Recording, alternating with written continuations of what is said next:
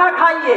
تو حضرت عبد الرحمن بن عوف کہتے ہیں کہ مجھے آج یاد آ رہی ہے نعرہ تکبیر، اللہ اکبر، نعرہ تکبیر، نعرہ رسالت، نعرہ رسالت، جشن غوث الورا، علماء اہل سنت، علماء اہل سنت، حضور سید محمد امین صاحب قبلہ، نعرہ تکبیر۔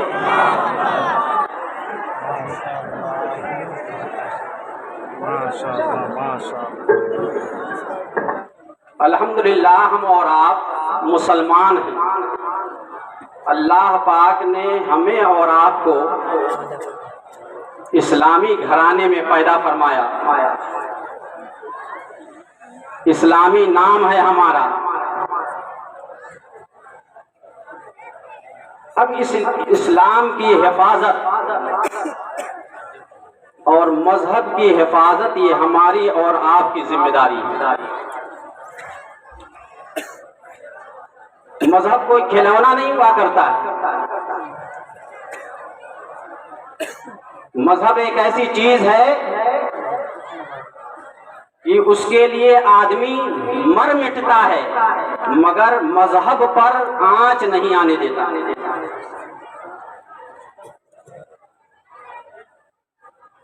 ہمیں یاد آئی تلمیذ حضور صدر الشریعہ اور خلیفہ صدر الشریعہ حضور حافظ ملت علیہ الرحمت و رضوان کے ہمدرد ساتھی مجاہد ملت حضرت علامہ حبیب الرحمن قادری علیہ الرحمت و رضوان کی وہ بات جو آپ نے سن 1401 ہجری میں آج سے 40 برس پہلے اور وصال سے 2 ماہ پہلے آپ نے ایک عوام کے سامنے یعنی سنت و جماعت کے لوگوں کے سامنے ایک مختصر سا خطاب فرمایا تھا، اور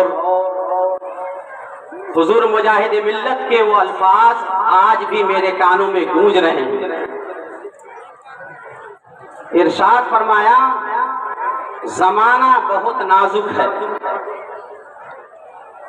زمانہ بہت نازک ہے، ایمان کا بچانا بہت مشکل ہے، ایمان پر قائم رہنا بہت مشکل ہے۔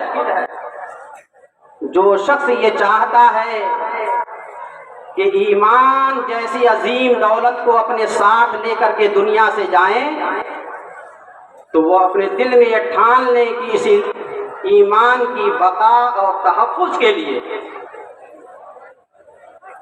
جن جن مصائب و آلام کا سامنا کرنا پڑے گا ہم سینہ سپر ہو کر کے اس کا مقابلہ کریں گے۔ جب کوئی اتنا عزم محکم کر لے گا تو وہ اس پرفتن دور میں مذہب اہل سنت و جماعت پر قائم و دائم رہ سکتا ہے۔ 40 برس پہلے کی یہ بات اور جو وقت گزر رہا ہے اتنی ہی حضور مجاہد ملت کی یہ بات بالکل صادق آتی جا رہی اور آیا ہو کر کے ہماری نگاہوں کے سامنے۔ ایمان کے بعد پہلی چیز یہ ہے کہ آدمی رزق حلال کمائے اور رزق حلال استعمال کرے۔ رزق حلال اور صدق مقال یہ 2 بنیادی چیز ہیں کسی کام کے لیے، آپ کی کامیابی کے لیے، آپ کی ترقی کے لیے، آپ کی آخرت کے تابناکی کے لیے، آپ کی زبان میں تاثیر کے لیے، آپ کی بقا اور تحفظ کے لیے۔ غرض کی یہ بنیادی چیز ہے کہ ایک انسان رزق حلال اور صدق مقال پر قائم و دائم رہے۔ رزق حلال ایک ایسی چیز کہ میرے آقا و مولا سید عالم صلی اللہ علیہ وسلم نے ارشاد فرمایا الرجل یطیل السفر اشعث اغبر یمد یدیہ الی السماء یا رب یا رب یا رب ومطعمہ حرام ومشربہ حرام وملبسہ حرام وغذى بالحرام فأنى يستجاب۔ سرکار ارشاد فرماتے ہیں کہ ایک مسافر پراگندہ بال والا لمبا سفر کیے ہوئے، جبکہ مسافر کی دعا قبول ہوتی ہے، مگر وہ مسافر لمبا سفر کر رہا ہے اور اس کے جسم سے، اس کے کپڑے سے، اس کے بال سے آثار سفر ظاہر ہو رہے ہیں، پراگندہ بال والا، مگر حال یہ ہے کہ وہ جو کھا رہا ہے وہ بھی حرام ہے، جو پی رہا ہے وہ بھی حرام ہے، جو کپڑا زیبتن کیے ہوئے ہے وہ بھی حرام ہے۔ آقا ارشاد فرماتے ہیں وَأَنَّى يُسْتَجَابُ، ایسے شخص کی دعا کہاں قبول ہوگی جبکہ وہ ہاتھ اٹھا کر کے یا رب یا رب یا رب کی صدا بلند کر رہا ہے، مگر پاک پروردگار اس کی دعاؤں کو رد فرما دیتا ہے۔ اس لیے کہ دعاؤں کی قبولیت کے لیے، زبان میں تاثیر کے لیے، اپنی کامیابی اور کامرانی کے لیے، اپنی ترقی کے لیے، آخرت کی تابناکی کے لیے لازم و ضروری ہے کہ آدمی رزق حلال اپنائے اور صدق مقال، سچی بات زبان سے نکالے، جھوٹ، غیبت، چغلی ان سب سے بچے۔ میرے آقا و مولا سید عالم صلی اللہ علیہ وسلم ارشاد فرماتے ہیں الا انبئکم باکبر الکبائر، یا میں گناہوں میں سب سے بڑے بڑے گناہ تمہیں نہ بتا دوں؟ گناہ کبائر تو بہت ہیں، ایک لمبی فہرست ہے، مگر ان میں جو سب سے بڑے ہیں ان کو نہ بتا دوں؟ صحابہ نے عرض کی یا رسول اللہ آپ بتا دیجئے۔ ارشاد فرمایا سب سے بڑا گناہ ہے الاشراک باللہ، اللہ پاک کا شریک ٹھہرانا، یہ سب سے بڑا گناہ۔ دوسرا گناہ حقوق الوالدین، ماں باپ کی نافرمانی کرنا۔ اب بتائیے آپ، جنت گھر میں رہتی ہے مگر آدمی اس کو حاصل نہیں کرتا ہے، جنت کے لیے لپکتا ہے ادھر ادھر، ماں باپ کے قدموں تلے جنت ہے۔ بتائیے ہم میں سے کتنے لوگوں نے اپنے ماں باپ کا ہاتھ چوما ہے؟ یہ بتائیے۔ حضور آ رہے ہیں، آپ ان کا ہاتھ بھی چومیں گے، چومنا بھی چاہیے، سادات کرام کا یہ حق ہے، مگر یہ بتائیے کہ والدین میں سے بھی کسی کا آپ نے ہاتھ چوما ہے؟ کبھی ان کی دعائیں ہاتھ چوم کر کے بھی آپ نے لیا ہے؟ یا ان کے ادب و احترام میں یہ شامل نہیں ہے کہ اپنے ماں باپ کا ہاتھ چومیں؟ اگر وہ بیمار ہوں تو ان کی مزاج پرسی کریں، اگر ان کی کوئی ضرورت ہے تو اس کو پوری کریں۔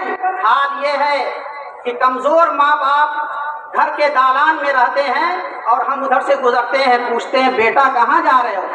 جا رہا ہے اور کہے کہیں نہیں جا رہے، جا رہا ہے اور کہتا ہے کہیں نہیں جا رہے۔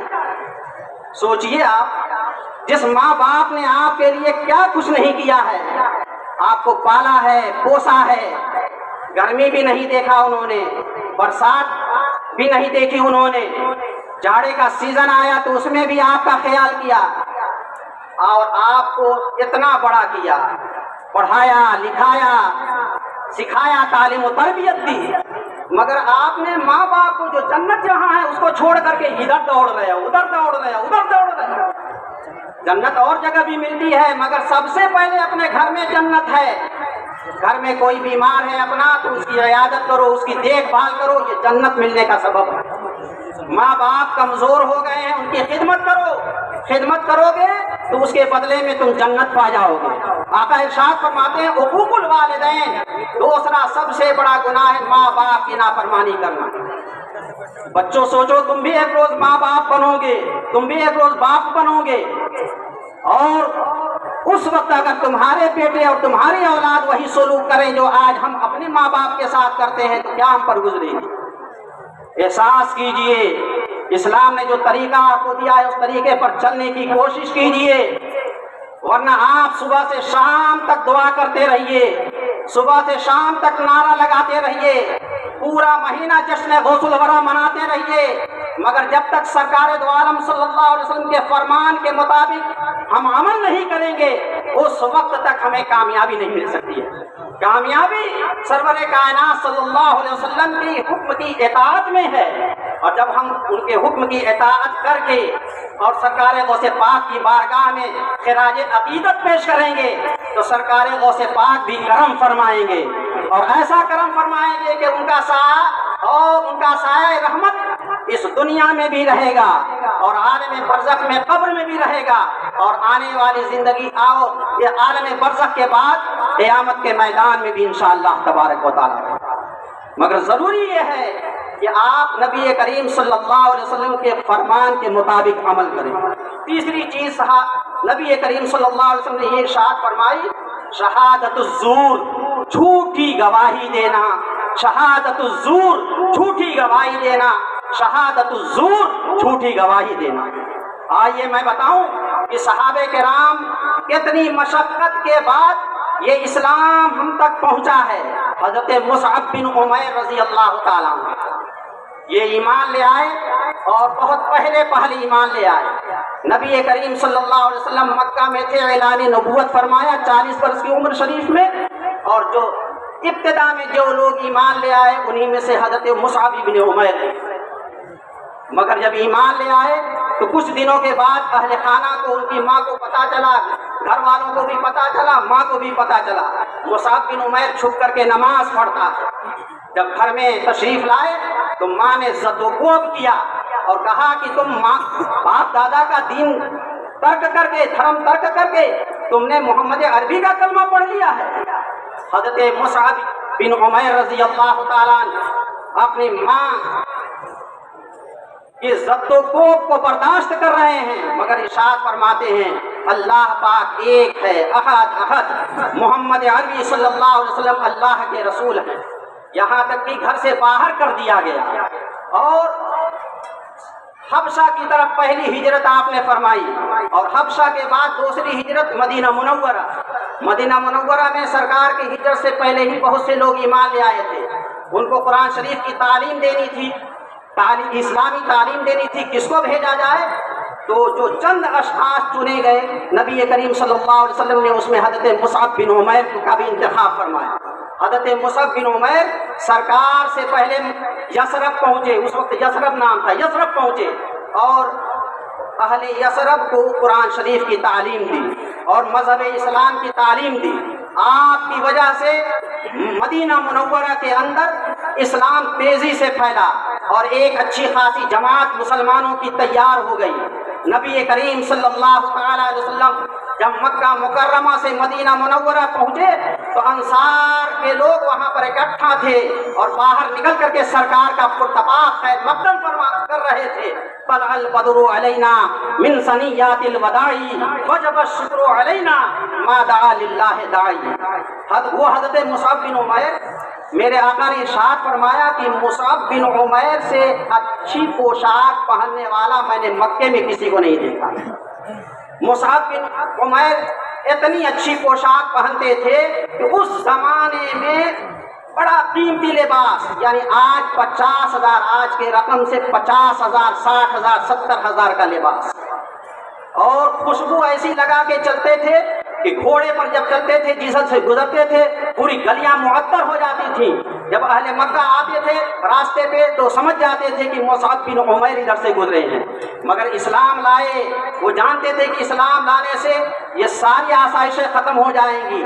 ऐसी आसाइश ख़त्म हो गई हज़रत मुसअब बिन उमैर की कि सिर्फ एक जुब्बा या एक चादर आपके जिस्म पर रहती थी, और वो भी कांटे से, ये बटन नहीं बल्कि कांटे से उसको दोनों हिस्सा छुपा लिया करते थे ताकि नमाज पढ़ने में आसानी हो और बेसब्री न हो।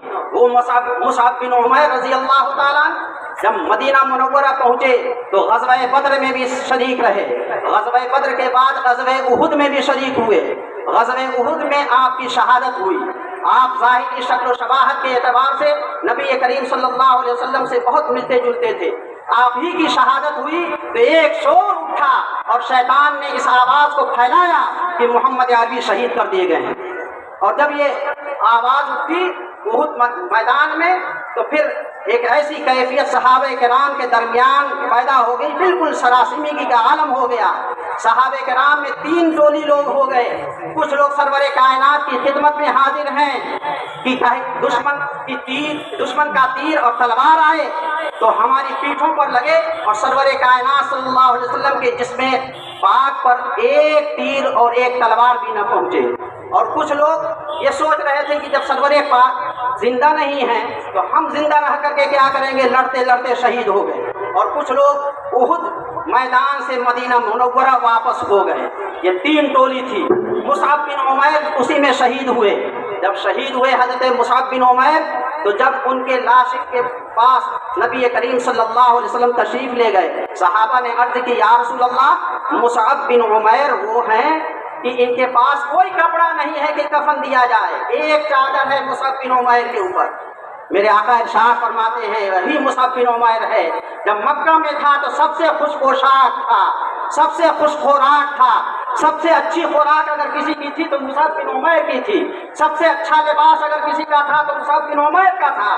مگر آج جسم پر صرف ایک چادر ہے مصعب بن عمیر کے، اور جب کفن دینا ہوا تو کوئی دوسری چیز نہیں۔ صحابہ نے عرض کی یا رسول اللہ، یہ چادر بھی اتنی چھوٹی ہے کہ سر کو چھپاتے ہیں تو پیر کھل جاتا ہے، پیر کو اگر چھپاتے ہیں تو سر مصعب کا کھل جاتا ہے، کیا کریں؟ سرکار دو عالم صلی اللہ علیہ وسلم نے ارشاد فرمایا سر کو چھپا دو، اور پیر کا حصہ جو باقی رہ جاتا ہے، مدینہ شریف کی گھاس کا نام ہے اسخر، اس گھاس کو رکھ کر کے مصعب بن عمیر کو کی تدفین کی جائے، ان کو دفن کر دیا جائے۔ اب مصعب بن عمیر کا واقعہ یہاں رہنے دیجیے، حضرت عبد الرحمن بن عوف کے پاس آئیے۔ حضرت عبد الرحمن بن عوف عشرہ مبشرہ میں سے ہیں۔ حضرت عمر فاروق اعظم نے 6 صحابہ کرام کی جو مجلس شورا خلیفہ منتخب کرنے کے لیے جو بنائی تھی، اس میں حضرت عبد الرحمن بن عوف رضی اللہ تعالیٰ عنہ بھی ہیں۔ بڑے مالدار تھے حضرت عبد الرحمن بن عوف، اور حضرت عبد الرحمن بن عوف جنگ بدر میں بھی شریک تھے، حضرت عبد الرحمن بن عوف احد میں بھی شریک تھے۔ نبی کریم صلی اللہ علیہ وسلم کے ساتھ بہت سے غزوات میں تھے آپ، اور اسلام کی بڑی سچی خدمت کی ہے حضرت عبد الرحمن بن عوف نے۔ نبی کریم صلی اللہ علیہ وسلم کی زبان مبارک سے آپ جنتی ہیں، عشرہ مبشرہ میں سے ہیں۔ سرکار نے جن 10 صحابہ کرام کو ایک مجلس میں یہ فرمایا کہ فلاں جنتی فلاں جنتی فلاں جنتی، اسی میں سے حضرت عبد الرحمن بن عوف بھی رضی اللہ تعالیٰ عنہ ہیں۔ کون ہے؟ نعرہ تکبیر۔ بیٹھ جائیے بیٹھ جائیے بیٹھ جائیے، جب حضرت آئیں گے تو استقبال کیجیے گا، بیٹھ جائیے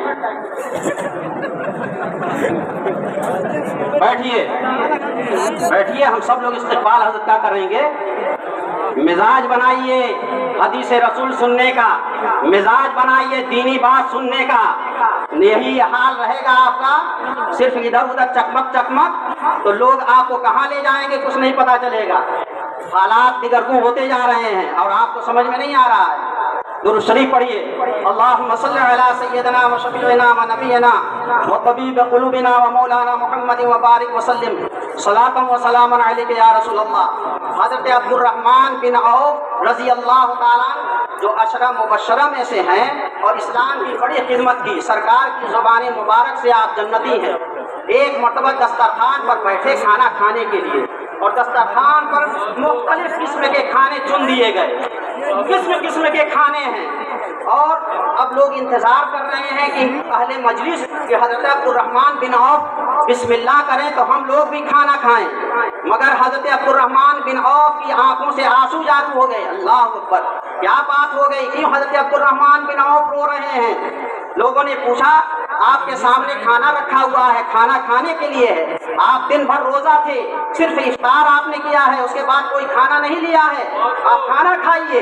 تو حضرت عبد الرحمن بن عوف کہتے ہیں کہ مجھے آج یاد آ رہی ہے نعرہ تکبیر، اللہ اکبر، نعرہ تکبیر، نعرہ رسالت، نعرہ رسالت، جشن غوث الورا، علماء اہل سنت، علماء اہل سنت، حضور سید محمد امین صاحب قبلہ، نعرہ تکبیر۔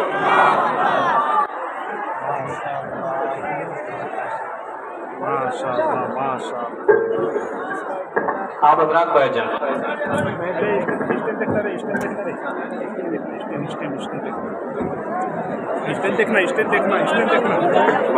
बैठ जाइए। जलसे के बाद हजरत मुलाकात सबसे करेंगे। हजरत ने फरमाया है कि मैं यहीं बैठा रहूंगा और सब लोग लाइन लगा करके हमसे मुलाकात कर लेंगे। बैठ जाइए।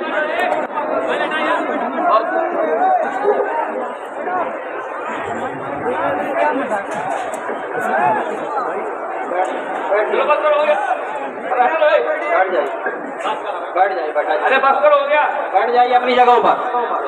दुरूद शरीफ पढ़िए। अल्लाहुम्मा सल्ली अला सय्यदना व शफीअना व नबीना व तबीब क़ुलूबिना व मौलाना मुहम्मद व बारिक व सल्लिम सलातन व सलामन अलैका या रसूलुल्लाह सल्लल्लाहु तआला अलैहि वसल्लम। हज़रत अब्दुर्रहमान बिन औफ फरमाते हैं, मुझे आज मुसअब बिन उमैर की याद आ रही है कि वो सबसे खुशपोशाक थे मक्के में, सबसे खुशखोराक थे मक्का मुकर्रमा में, मगर जब इस्लाम कबूल किया तो उनकी जिंदगी कैसी गुजरी कि एक चादर पे उनकी पूरी जिंदगी गुजर गई। और जब आपकी शहादत हुई तो सिर्फ एक चादर आपके पास थी, वो भी इतनी तंग थी कि सरे मुबारक को छुपाया जाता था तो पैर खुल जाता था, पैर को छुपाया जाता था तो सरे मुबारक खुल जाता था। फरमाते मुझसे अच्छे मुसअब बिन उमैर थे, मुझसे अच्छे हजरत अमीर हमजा थे। फरमाते हैं अब्दुर्रहमान बिन औफ मुझसे अच्छे अमीर हमजा थे, इसलिए कि अल्लाह तबारक व तआला ने, मुझे ये डर है कि कहीं अल्लाह तबारक व तआला ने आखिरत का हिस्सा उठा करके मुझे दुनिया में तो नहीं दे दिया है कि ये रंग बिरंग के खाने मेरे दस्तरखान पर हाजिर हैं। और मुसअब बिन उमैर ने जो तकलीफ उठाई है उनका सारा हिस्सा अल्लाह तबारक व तआला ने आखिरत में रख दिया है, इसलिए मुझे खौफ महसूस हो रहा है और इसीलिए मैं रो रहा हूँ। दुरूद शरीफ पढ़ें। अल्लाहुम्मा सल्ली अला सय्यिदना व शफीअना व नबीना व तबीब क़ुलूबिना व मौलाना मुहम्मद व बारिक व सल्लिम सलातन व सलामन अलैका या रसूलुल्लाह सल्लल्लाहु तआला अलैहि वसल्लम। तो आप हजरात सहाबे किराम के वाक़यात को पढ़िए, बुजुर्गान दीन के वाक़यात को पढ़िए और हजरत तकरीर जो फरमाएंगे सिर्फ एक कान से सुन करके दूसरे कान से निकाल ना दीजिएगा। अगर आप हजरत से सच्ची अकीदत रखते हैं तो आज हजरत का खिताब आप जहाँ समाज फरमाएं उस पर हम और आप ये अहद करें कि हम उस पर अमल करेंगे कि यही हकीकत में हजरत से सच्ची अकीदत है। और अगर आपने सिर्फ सुन लिया तकरीर और सोचा कि बस हजरत की ज़ियारत के लिए सुन लिया काफ़ी है, नहीं नहीं, हजरत के खिताब को सुनिए भी और उसके साथ साथ हजरत जो खिताब में जो लाहे अमल पेश करें, जो नसीहत हमें और आपको दें, उस पर हमें और आपको चलना है और उस पर अपने काज को, अपनी तहरीक को, अपनी जमात को आगे बढ़ाना है। जमात से हम हैं, जमात अगर आगे बढ़ेगी तो हम आगे बढ़ेंगे, तंजीम अगर आगे बढ़ेगी तो हम बढ़ेंगे। और अगर जमात में जरा सा भी खोट पैदा हो गया तो हमारी जिंदगी जिंदगी नहीं है बल्कि मुर्दा से भी हम बदतर हैं। डॉक्टर इकबाल ने बहुत पहले कहा था, तामीर की जानिब सिफत सैले रमाकल, वादी ये हमारी है वो सहरा भी हमारा, अफराद के हाथों में है अक़वाम की तकदीर, हर फर्द है मिल्लत के मुक़द्दर का सितारा। और डॉक्टर इकबाल के अशार की रोशनी में एक मुसलमान की जिंदगी यूं होनी चाहिए कि हर लहजा है मोमिन की नई शान नई आन, गुफ्तार में किरदार में अल्लाह की बुरहान, सत्तारियो गफ्फारियो कुद्दूसियो जबरूत, यह चार अनासिर हो तो बनता है मुसलमान। बनते हैं मेरी कारगहे फिक्र में अंजुम, ले अपने मुक़द्दर के सितारे को तो पहचान। और सरकार की बारगाह में ये इस्तिग़ासा आला हज़रत अज़ीमुल बरकत रज़ी अल्लाह ताला अन्हु की ज़ुबान से कि तेरी सरकार में लाता है रज़ा उसको शफी, तेरी सरकार में लाता है रज़ा उसको शफी, जो मेरा गौस है और लाडला बेटा तेरा, जो मेरा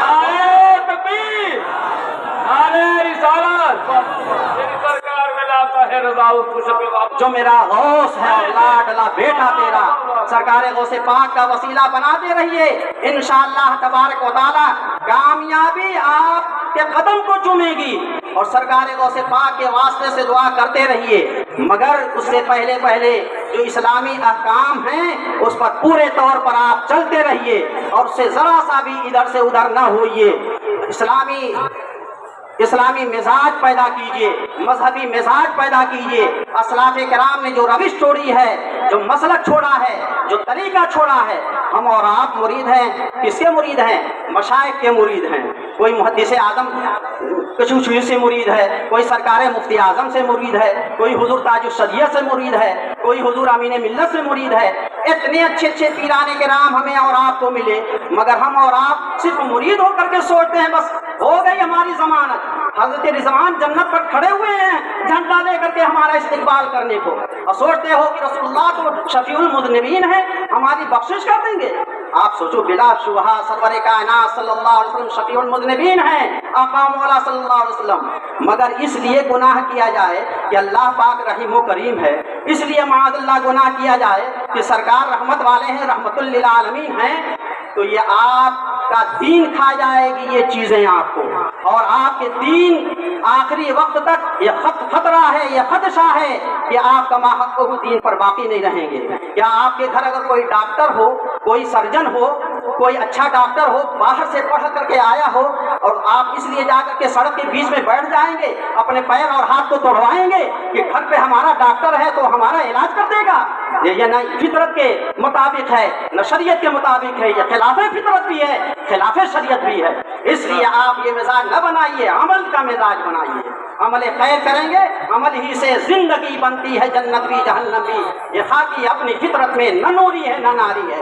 یاد رکھیے، نبی کریم صلی اللہ علیہ وسلم کا ارشاد ہے کہ نیکیاں پرانی نہیں ہوتی ہیں، اللہ تبارک و تعالیٰ نیکیوں کو کا اجر اللہ تبارک و تعالیٰ ضرور دیتا ہے، اور جو بدی کرو گے تو اس بدی کا بدلہ بھی ہمیں اور آپ کو ملے گا۔ اس لیے بدی سے بھاگو، دور بھاگو، قصداً کوئی گناہ نہ کرو۔ انسان سے سہمن کوئی غلطی ہو گئی، اللہ تبارک و تعالیٰ کی بارگاہ میں توبہ کر لیا، التائب من الذنب کمن لا ذنب لہ، کہ گناہوں سے سچی توبہ کرنے والا ایسا ہے جیسے اس نے کوئی گناہ ہی نہیں کیا ہے۔ مگر یہ سہمن گناہ ہو جاتا ہے تب، اب یہ نہیں کہ قصداً آپ گناہ کرتے رہو، گناہ کرتے رہو، گناہ کرتے رہو، اور اس کے بعد دو سجدہ کر کے اللہ پاک کی بارگاہ میں ہاتھ اٹھا کر کے اور کہو کہ اللہ کی رحمت کیوں نہیں نازل ہو رہی ہے۔ یہ اچھی بات نہیں ہے۔ آپ حضرات جہاں علماء اور مشائخ کی تقاریر کو سنیں، نصیحتوں کو سنیں، اس پر عمل کرنے کی کوشش کریں۔ حضرت نے کرم فرمایا اور اپنا قیمتی وقت ہمیں اور آپ کو عنایت فرمایا۔ آپ ان کے چہرے مبارک کی زیارت کر رہے ہیں، ان کے خطاب سے بھی ابھی آپ مستفیض ہوں گے، مگر آپ وعدہ کیجئے کہ حضرت کا جو خطاب ہوگا ہم سنیں گے بھی اور اس پر عمل بھی کریں گے۔ یہ وعدہ کیجئے، تو ہم پھر مائک حضرت کے حوالے کرتے ہیں۔ پہلے آپ وعدہ کیجئے کہ حضرت کے خطاب کو سنیں گے بھی، اور حضرت جو کچھ بھی فرمائیں گے دین کی باتیں ہم اس پر عمل بھی کریں گے۔ بولیے، آپ ہاتھ اٹھا کر کے لبیک کہتے ہیں یا نہیں؟ ماشاء اللہ۔